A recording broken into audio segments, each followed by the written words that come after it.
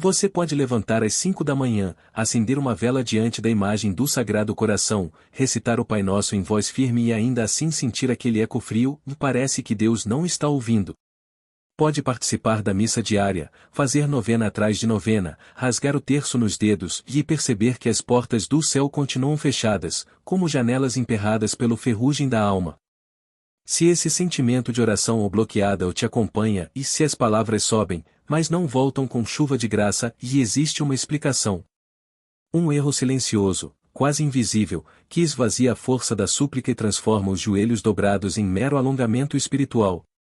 Quem tem ouvidos, ouça o que o Espírito diz às almas aflitas. São Francisco de Assis. Um grito abafado dentro da capela interior. Imagine um imenso santuário construído dentro do seu peito. Ali existem vitrais de memórias, bancos de intenções, incenso de esperança. Toda vez que você ora, a voz sai da boca e ecoa nesse templo místico, depois sobe pelos vitrais até o trono de Deus. Agora imagine que, entre o altar do coração e o céu, alguém ergueu grossas paredes de pedra. Você fala, o som bate na rocha e morre ali, como um pássaro tentando atravessar um vidro. Essa rocha interior é o erro oculto. Ele se coloca entre a sua boca e o coração de Deus, impedindo que a prece encontre o destino. 1.23 Sintomas de que o erro já está agindo. Cansaço espiritual crônico, e você termina de rezar mais exausto do que fortalecido. Repetição sem renovação e usa sempre as mesmas palavras porque não sente inspiração para novas. Irritação pós-oração e minutos depois da devoção, volta o nervosismo, como se nada tivesse sido oferecido. Se ao menos 2 desses sinais apareceram na sua rotina, mantenha-se atento, o bloqueio pode estar operando nas entranhas quase sem ser notado. 1.3 O sussurro dos santos. Grandes mestres do espírito alertaram para esse obstáculo. Santa Teresa d'Ávila falava de pessoas que rezam com a boca, mas deixam o coração trancado na sacristia. São João da Cruz descrevia noites interiores em que a alma bate na porta do amado, mas a maçaneta está pelo lado de dentro. São Francisco de Assis, porém, foi ainda mais incisivo, dá uma chave que abre todos os céus, ou mais, usada ao contrário, fecha-os. Quem não vigia essa chave trabalha contra si mesmo. Asterisco. 1.4 Porque quase ninguém percebe.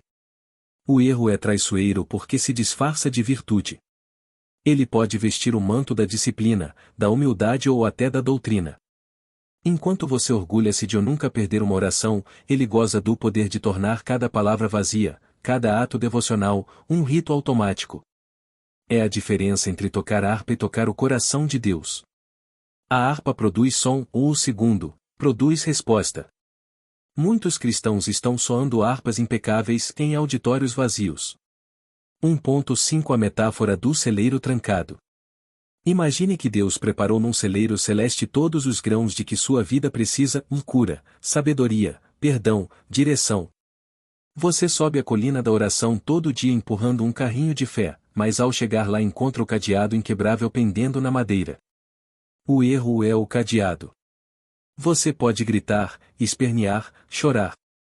O celeiro não se abre com barulho, e sim com chave. A chave é simples, antiga, mas exige um movimento inconfortável, um gesto que o orgulho detesta.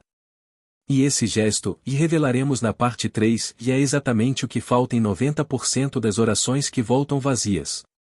1.6 Um caso real. Conta-se que um jovem frade, no mosteiro de São Damião, reclamava com Francisco: rezo tanto e nada muda. Minha família continua doente, meu coração continua pesado. Francisco olhou-o nos olhos e respondeu apenas: filho, levantaste o incenso, mas esqueceste de acender o fogo. Durante noites, o frade buscou entender qual fogo sustentaria o incenso de suas palavras. Quando descobriu, as graças fluíram como torrente de primavera. Esse fogo é o que desvelaremos juntos, passo a passo. 1.7 Convite ao leitor e espectador. Antes de avançarmos, faça um exame rápido. Suas orações têm trazido consolação concreta? Você vê frutos espirituais palpáveis depois de sua devoção? Sente-se conectado ao céu ou apenas falando consigo mesmo? Se as respostas inquietam, permaneça. Nas próximas partes vamos expor o funcionamento íntimo desse erro, demonstrar suas raízes bíblicas e, finalmente, entregar o antídoto franciscano que quebra o cadeado e transforma qualquer súplica em flecha ardente que encontra o coração de Deus. A oração sem chave é vento, com chave, é fogo que sobe e chuva que desce. Máxima atribuída a São Francisco. Prepare-se, e na parte 2 revelaremos como o inimigo usa esse erro, por que ele tem legalidade para bloquear suas preces e quais armadilhas ele espalha dentro da própria rotina devocional. Fique atento, compartilhe este vídeo com quem vive dizendo "Oh Deus não me ouve" e escreva nos comentários "Quero a chave da oração que abre o céu". Que o Senhor, pela intercessão de São Francisco, abra seus ouvidos interiores para escutar além das palavras e perceber o mover do Espírito. Parte 2. O mecanismo oculto do bloqueio. Não ignoramos as suas maquinações. Segunda carta aos Coríntios, capítulo 2, versículo 11. Na primeira parte vimos que existe um cadeado espiritual capaz de transformar a mais fervorosa oração num eco vazio. Agora desceremos ao subsolo desse mistério para entender como o inimigo instala esse cadeado, por que ele ganha legalidade e quais disfarces tornam o erro quase invisível mesmo a olhos experientes. 2.1 O triplo circuito do bloqueio. O bloqueio age como um circuito elétrico com 3 fios. Fio da distração e desvia a atenção do essencial para o acessório. Fio da autossuficiência e convence a alma de que a força está no muito falar, não na dependência. Fio da falta de alinhamento interior e faz a boca pronunciar o que o coração não sustenta. Quando os 3 fios se unem, a centelha da graça não encontra aterramento. A oração produz faísca, mas não gera claridade, ou soa bonito, mas não ilumina nada. 2.2 A raiz bíblica do cadeado. A Escritura expõe o bloqueio em passagens que costumamos ler depressa. Isaías 29, 13 Este povo me honra com os lábios, mas o seu coração está longe de mim. Tiago 4, 3 Pedis e não recebeis, porque pedis mal, gastando-o em vossos prazeres. Salmo 66, 18 Se eu atender à iniquidade no meu coração, o Senhor não me ouvirá. Todas apontam para um mesmo ponto de ruptura e descompasso entre exterior e interior. O erro não é orar pouco nem usar palavras simples. É orar com o coração desalinhado, de pedir sem intenção reta, louvar distraído, agir devocionalmente mas habitar existencialmente longe de Deus. 2.34 Máscaras que o erro veste. Rotina de ferro. O cristão repete orações num horário rígido, orgulha-se da disciplina, mas não percebe que o relógio virou senhor da devoção ou Deus tornou-se figurante em agenda mecânica. Humildade performática. A pessoa enche a boca de "eu não sou digno", que se faça a tua vontade, mas, no íntimo, exige que o céu cumpra prazos e métodos que ela mesma definiu. Estudo sem encontro. Conhece dogmas, teologia, cita santos como um catálogo e ouve aplauso humano. Dentro, porém, a chama é pequena, porque o conhecimento não virou intimidade. Ativismo ministerial. Serve em 1000 pastorais, carrega cadeiras, organiza quermesses e não reserva 5 minutos de silêncio. O serviço se torna a cova onde sepulta a escuta. Todas essas máscaras parecem virtudes de disciplina, humildade, estudo, serviço, mas quando substituem o vínculo vivo, produzem ressonância vazia. O inimigo não precisa arrancar a Bíblia de suas mãos, ou basta colocá-la entre o rosto e o coração, de modo que você leia a letra e perca a pessoa por trás dela. 2.4 Assinaturas espirituais deste bloqueio. Observe se algum destes fenômenos acontece logo depois das suas preces. Peso de chumbo no peito, e como se algo impedisse o suspiro de alívio. Pânico de silêncio, e necessidade compulsiva de preencher o pós-oração com ruído, música, celular, conversa. Ritual da conta-gotas, e você o testa o Deus, faz uma pequena oração e corre ao e-mail esperando a resposta instantânea. Amnésia devocional, e hora de rezar chega, mas você não lembra uma graça sequer recebida nos últimos meses, a memória da misericórdia foi sabotada. Não menospreze esses sinais.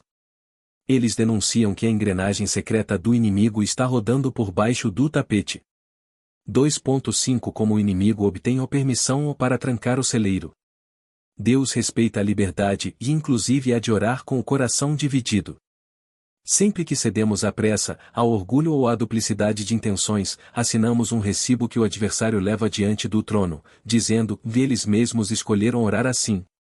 Sou apenas cobrador da consequência. É a lógica de Jó 1, 10 de dezembro, Satanás só toca onde existe brecha legitimada. A oração sem fogo é brecha, ela proclama dependência com a língua, mas proclama independência com a mente inquieta. O inimigo, jurídico e frio, aponta a contradição e exige estagnação das graças. 2.6 Um testemunho de virada. Uma jovem catequista, chamada Elisa, narrava que rezava diariamente pelos pais separados. 3 anos se passaram e nada mudava, os documentos de divórcio estavam prontos. Ao ouvir uma pregação sobre oração autêntica, ela percebeu que pedia reconciliação para ter sossego em casa, não para a glória de Deus. Chorou amargamente, confessou o egoísmo e, naquela noite, orou apenas: Pai, faça a tua vontade, se minha paz custar a tua glória, prefiro tua glória. 2 meses depois, os pais decidiram adiar o divórcio para tentar diálogo. Hoje, frequentam o mesmo grupo de oração que a filha coordena. Quando o cadeado do motivo egoísta foi quebrado, o celeiro abriu-se. 2.7 Perguntas para revelar sua própria brecha. Por que quero essa graça? O que farei com ela se chegar amanhã? Minha alegria está em receber ou em agradar o doador? Se Deus me disser o não agora, continuo buscando com o mesmo ardor? Responda no papel, com brutal honestidade. Às vezes o simples ato de escrever expõe a rachadura, e metade da restauração já acontece. 2.8 Convite à vigília interior. Reserve esta noite para 10 minutos de silêncio absoluto. Sem orações decoradas, sem lista de pedidos. Apenas sente-se diante de um crucifixo e pergunte: Senhor, te procuro ou procuro tuas coisas? Se vier desconforto, não fuja, e é o Espírito arrancando as tábuas do velho assoalho para instalar piso novo. Escreva nos comentários: quero alinhar boca, mente e coração. Esse ato público de sinceridade já começa a desfazer contratos invisíveis. 2.9 Liga-te à próxima etapa. Na parte 3 desvendaremos qual é a chave concreta ensinada por São Francisco que alinha interior e exterior, devolve o oxigênio à fé e faz a oração explodir em respostas inesperadas. Compartilhe este vídeo com quem diz o rezo e nada acontece. Talvez a promessa que eles esperam esteja bloqueada apenas por esse erro há anos escondido. Onde o coração se curva, o céu se inclina. São Francisco de Assis. Parte 3, e a chave de São Francisco, desbloqueando o celeiro do céu. Se o vaso estiver rachado, o perfume se perderá, ou mais se o vaso for inteiro, bastará uma gota para perfumar toda a casa. Reflexão atribuída a São Francisco de Assis. Na parte anterior desmascaramos o circuito oculto que paralisa as orações.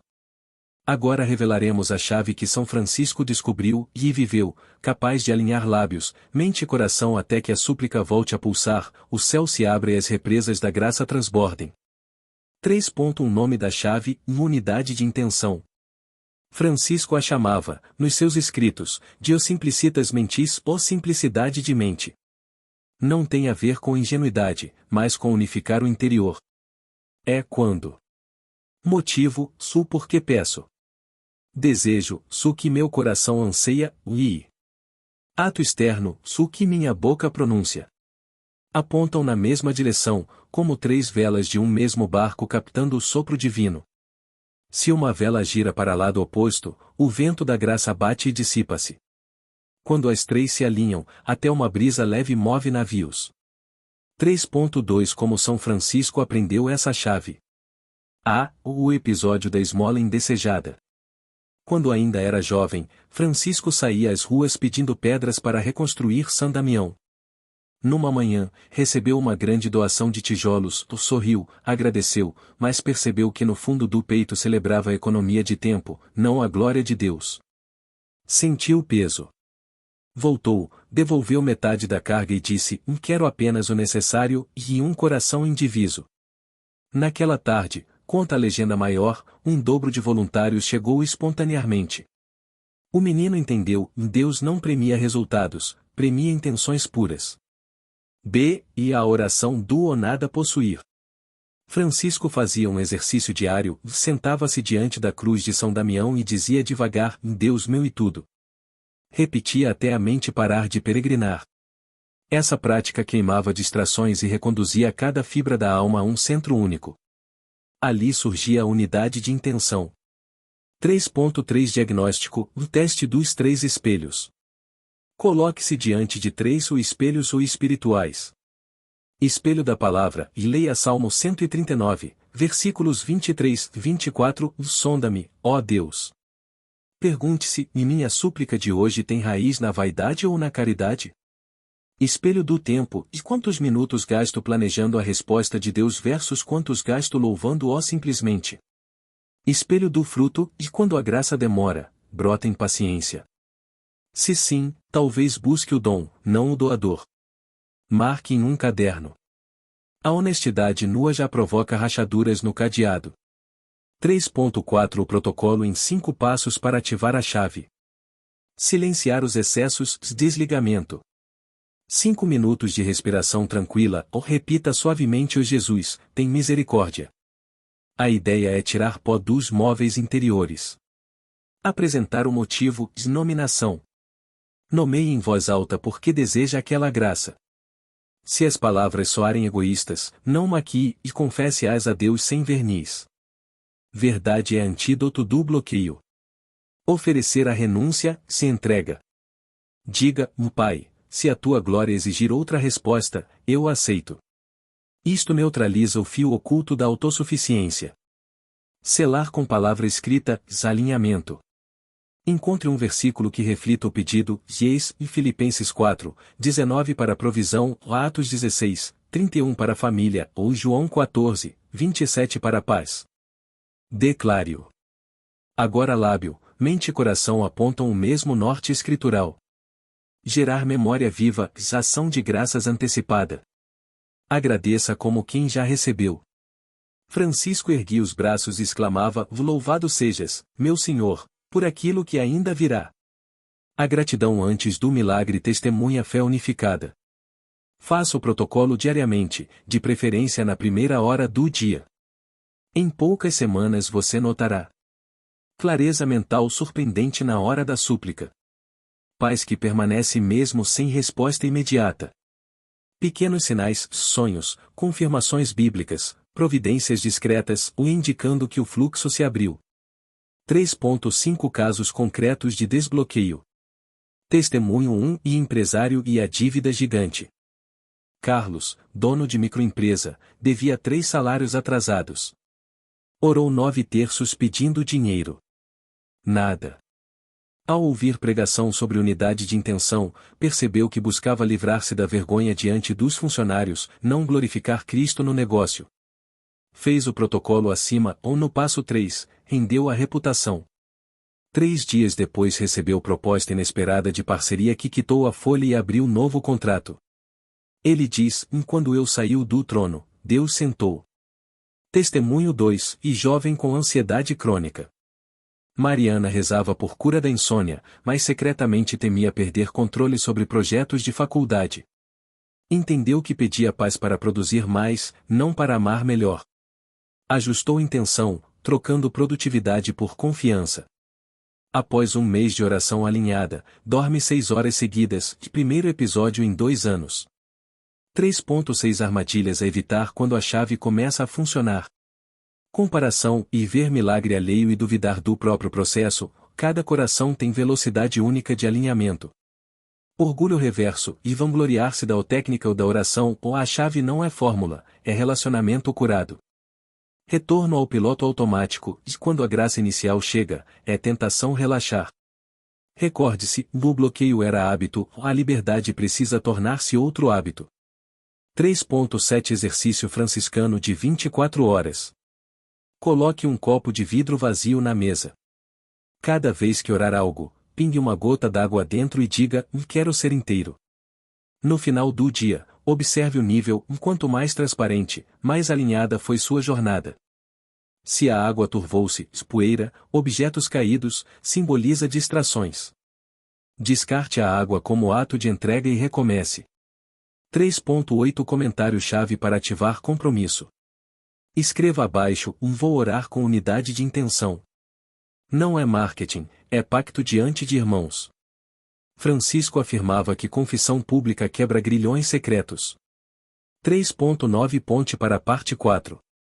Na parte 4 mergulharemos em estratégias de manutenção, como preservar a unidade quando o dia explode em urgências, como reagir a atrasos do céu, como educar família e comunidade a orar de modo incontaminado. Compartilhe já com quem sente que o bate em teto de vidro ou quando reza. Você será instrumento da reconfiguração deles. Onde dois corações concordam no que pedem, ali eu estou. Mateus 18, 19 e 20. Parte 4. Manutenção da unidade de intenção e descida da graça contínua. A conclusão do nosso itinerário franciscano para destravar definitivamente a oração. 4.1 Transformar o insight em hábito, 5 tons do dia. São Francisco percebia que qualquer virtude recém-descoberta corre perigo de evaporar se não for incorporada ao ritmo cotidiano. 4.2 Como resistir à pressão do dia mal. Resistir firmes na fé, sabendo que os mesmos sofrimentos se cumprem entre os irmãos. 1 Pedro 5, 9. Contra-ataque imediato. Quando notar a velha pressa voltando, coração disparado, palavras derrapando, pare e diga em voz audível. Interrompo agora o ciclo de dispersão. Volto a oferecer esta intenção. Nomear a ruptura neutraliza a jejum de multitarefa. Se 2 ou mais aplicativos abertos distraem na hora da oração, consagre um dia sem alternar telas. A privação controlada treina a mente a ficar presente. Confissão mensal. Francisco confessava-se com frequência não para listar pecados grandes, mas para realinhar o desejo. Faça disso bússola fixa, ou nada purifica a intenção como a reconciliação sacramental. 4.3 Educar família e comunidade para a intenção única. Mesa de domingo. Escolha uma refeição semanal em que cada membro diga o porquê o agradece a Deus antes do ou o que o deseja receber dele. Ouve-se a motivação, não apenas o pedido. Grupo de oração ou WhatsApp. Ao compartilhar intenções, incentive a frase-chave: peço isto para a maior glória de Deus. O vocabulário comum cria cultura comum. Crianças e adolescentes. Use a metáfora do alvo: se a flecha, palavra, mira fora do círculo, de amor, não importa a força do arco. Peça que desenhem seu alvo ou da semana e coloquem acima da cama. 4.4 Quando o céu parece demorar, teologia franciscana da espera. Francisco chamava a demora de o tempo incenso, ou o período em que a intenção sobe e perfuma o trono de Deus. Distinga a provação de correção. Provação fortalece, correção redireciona. Se a intenção continua alinhada mas o pedido não chega, talvez Deus esteja ampliando a capacidade de receber provação. Se perceber ego inflado, ele corrige desviando o presente. Diário de pequenos ecos. Anote microsinais, um versículo repetido, uma porta que se fecha evitando desastre. Eles são bilhetes divinos confirmando recepção da oração, mesmo sem despacho imediato. Oração do ainda que. Senhor, ainda que não vejam meus olhos, mantenha o meu coração inteiro em ti. Esse o ainda que oscila confiança superior à lógica humana se arromba cadeados invisíveis. 4.5 Checklist final e desbloqueio 24/7. Começo cada dia declarando minha intenção, não só necessidade. Confiro se motivo, desejo e palavra estão alinhados, tríade da chave. Interrompo o murmúrio assim que percebo. Transformo atrasos em incenso, não em reclamação. Partilho testemunhos para fortalecer outros. Guarde-o no celular, revise antes de dormir. 4.6 Convite franciscano à ação. Comente agora, tornando-se responsável público. Entrego meu pedido, alinho minha intenção. Partilhe este vídeo com 3 pessoas que dizem, rezo, mas nada acontece. Você será a ponte de conversão de intenção e de milagres. 4.7 Próximos passos no canal Voz de São Francisco.